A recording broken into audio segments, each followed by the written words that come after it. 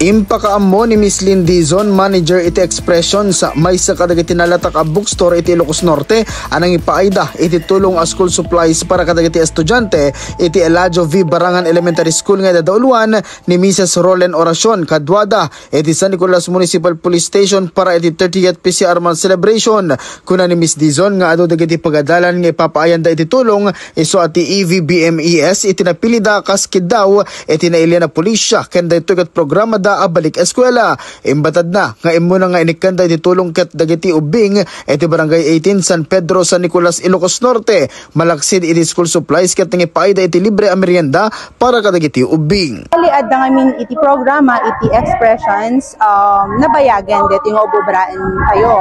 So napili iti Eladio Elementary School in the partnership of PNP San Nicolas with Ma'am Glay Valencia. So na nagmayat tunay nga pang panagtay-up mi kasi matulungan mi manenti na dumaduma nga ubing. So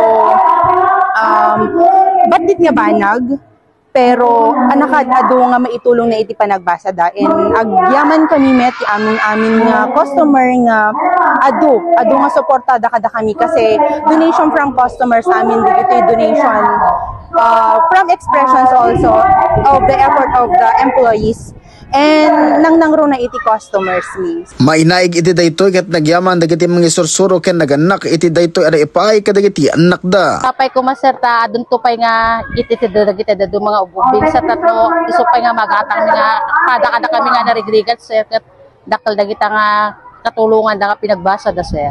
Mangnam nama dagiti San Nicolenyo nga adun tupay iti paay iti expressions ken kastapayan iti PNP San Nicolas as school supplies kadagiti pagadalan ditoy nadakamat nga ili. Para iti IFM News, Idol Lawrence Corpus Martinez, tatak, Aremen.